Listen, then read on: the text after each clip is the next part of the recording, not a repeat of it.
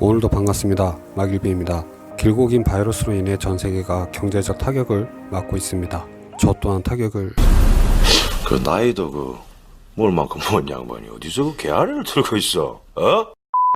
그런데 이 바이러스로 인해 크게 성장세를 보이고 있는 것도 있죠. 오늘 말씀드릴 OTT 생태계의 포식자 넷플릭스도 그중 하나입니다. 전 세계 가입자 수는 약 1억 9,500만 명이며 우리나라 가입자 수도 330만 명을 넘으며 가파른 성장을 하고 있는 넷플릭스. 넷플릭스는 여러 강점을 가지고 있습니다. 짧게 강점들을 살펴보면, 첫째, 구독 결제 외 추가 요금이 없고 심지어 광고도 없습니다. 둘째, 최대 4명까지 동시에 시청할 수 있는 다해성 결제 방식을 선택할 수 있죠. 셋째, 전 세계 영화와 드라마, 예능, 다큐 등 방대한 콘텐츠를 자랑합니다. 네 번째는 앞서 말한 이 콘텐츠들은 하루에 모든 회차가 공개됩니다. 다섯째, 각 나라에 맞는 콘텐츠를 제작 및 판권 계약을 통해 지속적인 업데이트가 됩니다. 별거 아닌 것 같지만 VOD와 IPTV 시장의 불편함을 차관해 확 개선한 획기적인 전략이죠. 그럼 넷플릭스의 콘텐츠는 어디서 끌어올까요? 콘텐츠의 부가 판권 계약을 통해 공개하는 방식과 직접 콘텐츠의 제작 혹은 투자를 하여 오리지널 콘텐츠로 끌어오는 방식입니다. 두 가지 방식을 고집하던 넷플릭스는 지난 4월 국내에선 처음으로 부가 판권 계약이 아닌 완성 콘텐츠의 판권을 구매하는 계약을 하게 되는데요. 다들 아시는 이재우,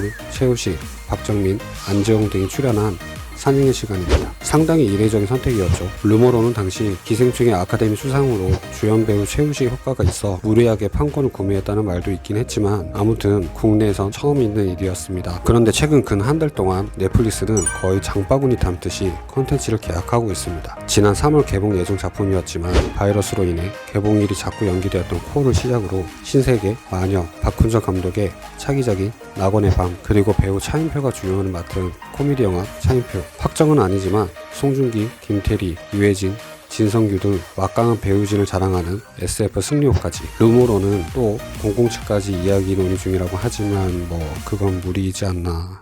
이건 너무한 거 아니냐고.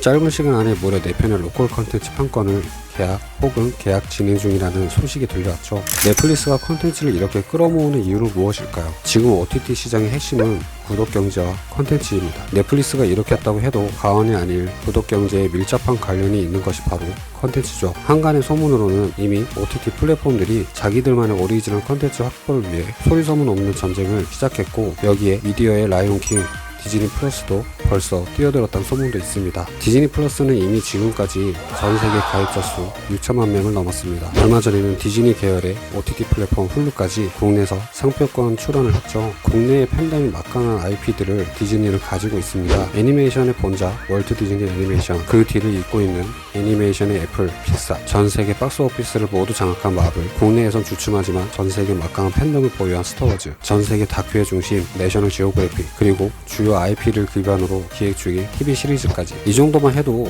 볼거리가 넘쳐나는데 심지어 새로운 글로벌 스트리밍 서비스인 스타 카테고리를 추가한다고 하죠. 예상으로는 넷플릭스 오리지널 컨텐츠와 같이 로컬 컨텐츠를 스타로 분류한다는 의견이 지배적인데요. 그나마 다행인 것은 디즈니 플러스 런칭까지는 최대 1년이라는 시간적 여유가 있습니다. 즉, 이런 여러 상황들을 종합해보면 최근 넷플릭스의 컨텐츠 쇼핑은 1위 붙이기 전략이라고 볼 수 있습니다. 앞서 말씀드린 강점들로 소비자들의 OTT 기준을 바꾸었는데 막강한 화력의 디즈니 플러스가 런칭하거나 다른 토종 OTT가 로컬 컨텐츠를 들고 나타났을 때 그들에게 밀리지 않기 위해서는 더 다양한 컨텐츠가 답이라는 것이죠. 넷플릭스는 이제 칼을 빼든 것이고 앞으로 어떤 컨텐츠 계약이나 제작에 대한 뉴스가 나올지는 기대를 해도 될 것 같습니다. 그리고 디즈니 플러스와 함께 다른 OTT 플랫폼들의 뉴스도 말이죠. 소비자 입장에서는 경쟁이 과열될수록 득을 볼 확률이 높아집니다. 구독 비용이 저렴해지거나 다양한 프로모션이 나오거나 컨텐츠의 질과 양이 많아지니 나쁠 것이 없는 현상입니다. 앞으로의 OTT와 구독 경쟁은 눈여겨볼 필요가 있을 것 같습니다. 우리는 그냥